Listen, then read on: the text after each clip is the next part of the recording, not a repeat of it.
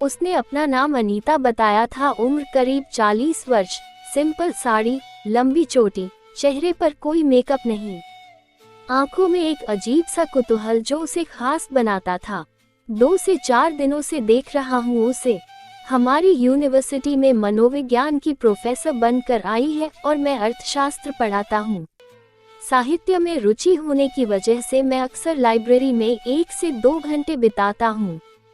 वो भी अक्सर वहीं बैठी दिख जाती। एक दिन मैंने पूछ ही लिया, क्या आप भी साहित्य में रुचि रखती हैं? जी हाँ, बड़े बड़े कवियों की कविताएं और शायरी पढ़ना खासतौर पर पसंद है। मैं भी छोटी मोटी कविताएं लिख लेती हूँ। वाह, तब तो खूब जमेगी हमारी, मैं उत्साहित होकर बोला।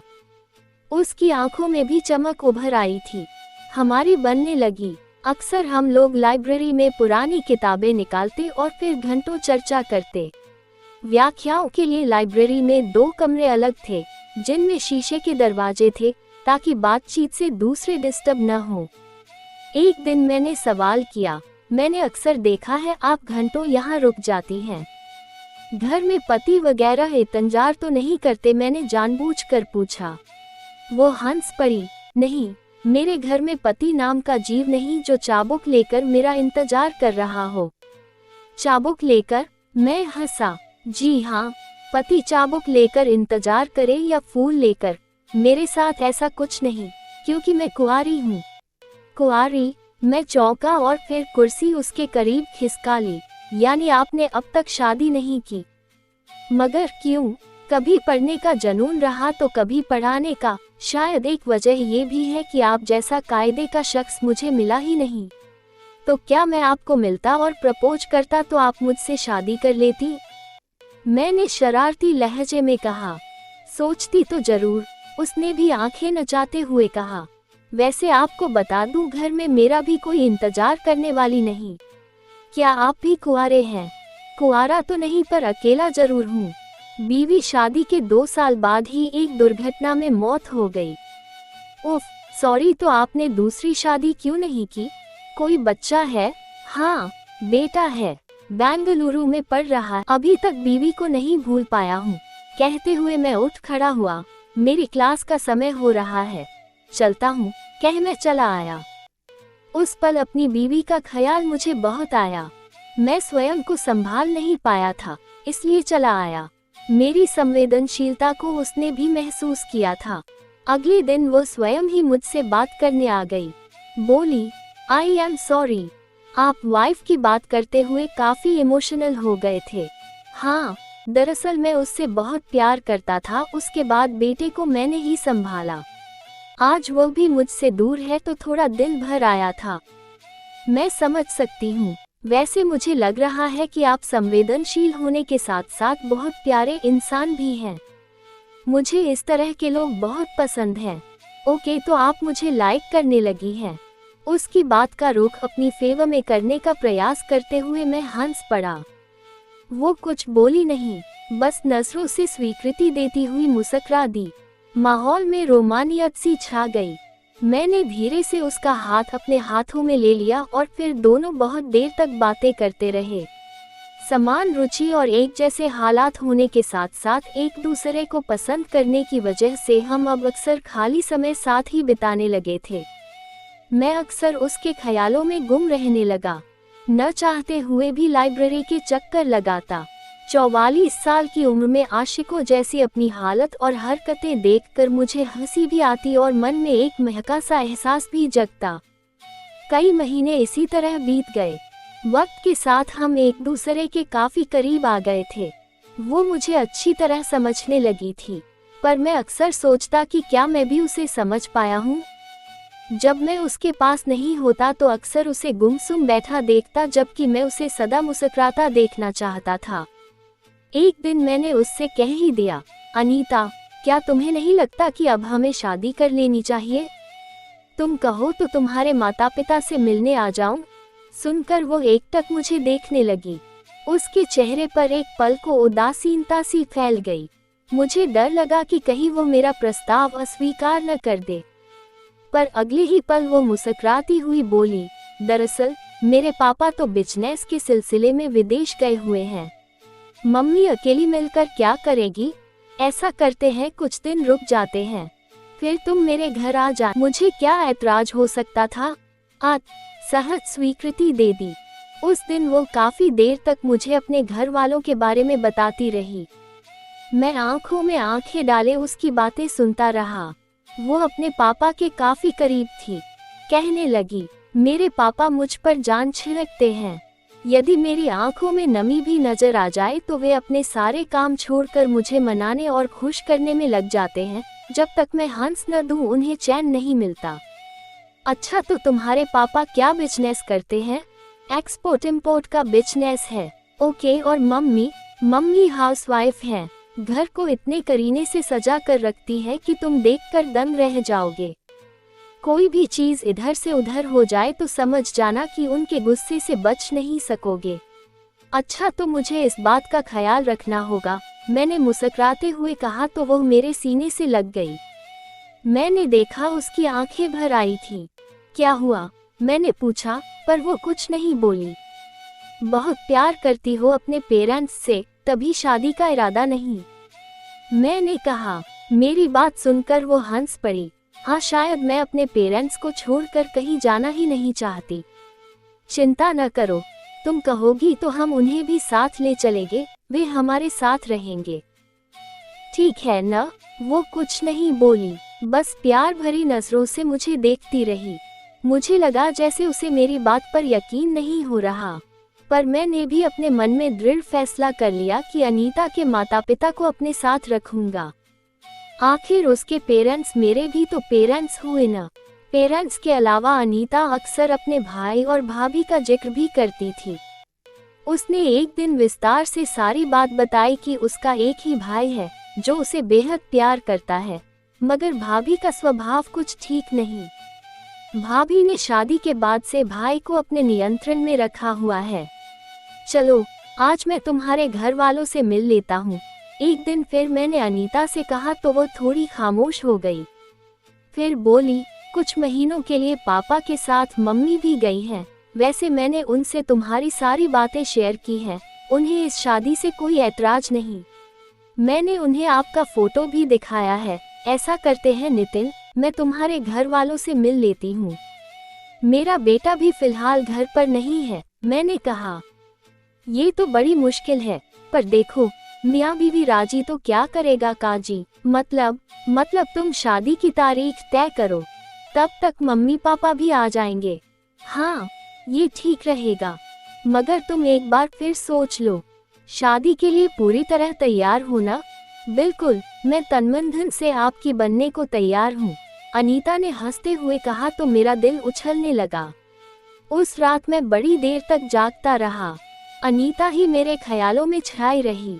रह कर उसका चेहरा मेरी आंखों के सामने आ जाता। दिल में एक भय भी था कि कहीं उसके माता पिता तैयार नहीं हुए तो, भाई भाभी ने किसी बात पर ऐतराज किया तो। मगर अनीता की संशय रहित हाँ ने मेरी हिम्मत बढ़ाई थी। मैंने ठीक 12 बजे अनीता को फोन किया। अगले महीने की पहली तारीख को हम सदा के लिए एक हो जाएंगे। कैसा रहेगा? बहुत अच्छा, तुम ये डेट फाइनल कर लो। मगर तुम्हारे मम्मी पापा और भाई, वे लोग पहुंच तो जाएंगे ना? मैं उन्हें अभी बता देती हूँ, खुशी से चहकती हुई अनीता ने कहा तो मेरी सारी शंकाएं दूर हो गईं। अगले ही दिन मैंने अपने खास लोगों को शादी की सूचना दे दी। बेटे से तो ये बात बहुत पहले ही शेयर कर ली थी। वो बहुत खुश था। हमने तय किया कि कोर्ट मैरिज करके रिश्तेदारों को पार्टी दे देंगे। धीरे धीरे समय गुजरता गया। शादी का दिन करीब आ गया। यूनिवर्सिटी में भी सबको इसकी सूचना मिल चुकी थी। हमारे रिश्ते से सब खुश थे। शादी से एक सप्ताह पहले जब मैंने अनीता से उसके घर वालों के बारे में पूछा तो वो बोली कि सब आ जाएंगे। मैंने अपनी सहमति दे दी। शादी का दिन भी आ गया। मेरा बेटा 4 दिन पहले आ चुका था। हम घर से सीधे कोर्ट जाने वाले थे। इसी पार्टी में मेरे और अनीता के सभी परिचितों और रिश्तेदारों को मिलना था।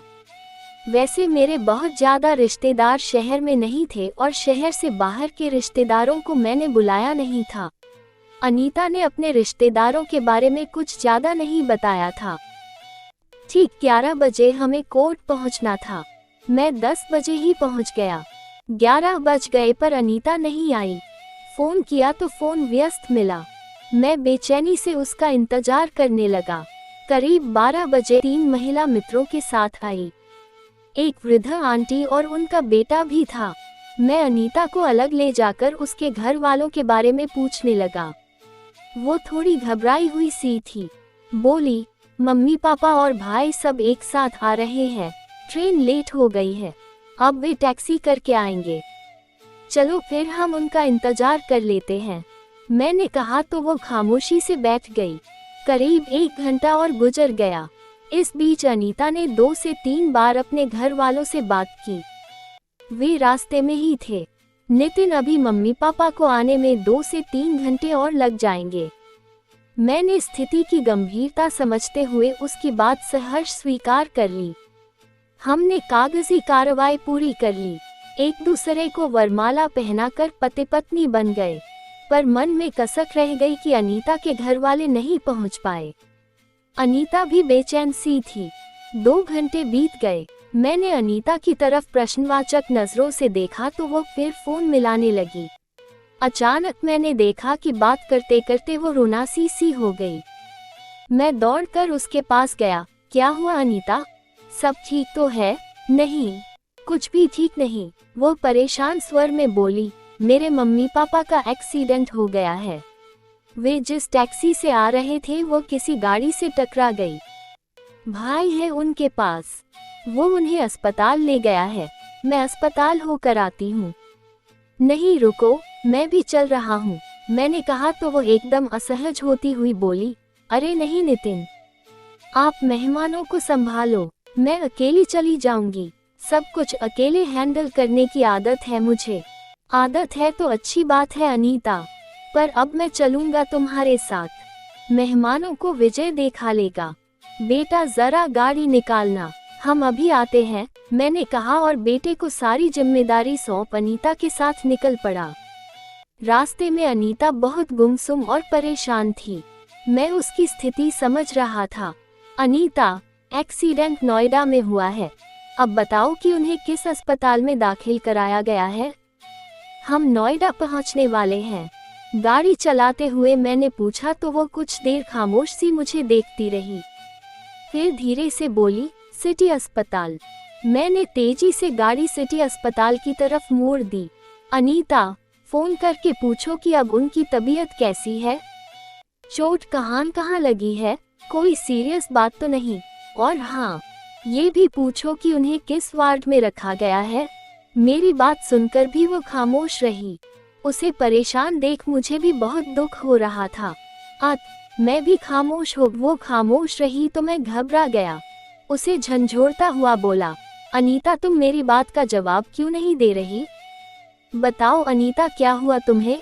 तुम्हारे मम्मी पापा कहाँ हैं? अचानक अनीता फूट फूट कर रो पड़ी। कहीं नहीं है मेरे मम्मी पापा, कहीं नहीं है। मैं अकेली हूँ इस दुनिया में, बिल्कुल अकेली। कोई नहीं है मेरा। उसे रोता देख मैं घबरा गया। बोला, यह क्या कह रही हो तुम? मम्मी पापा ठीक हो जाएंगे, चिंता न करो अनीता। मैं चल रहा हूँ न तुम्हारे साथ, तुम बस बताओ उन्हें किस वार्ड में रखा है। अनीता मेरी तरफ देखती रही, फिर भीगी पलकें पोंछती हुई बोली, मैंने तुमसे झूठ कहा था नितिन। मेरे मम्मी पापा बचपन में ही मर गए थे, कोई भाई बहन नहीं है। एक बुआ थी जिन्होंने मुझे पाला पोसा, फिर वे भी इस दुनिया से चली गईं। सालों से बिल्कुल अकेली जिंदगी जी रही हूँ।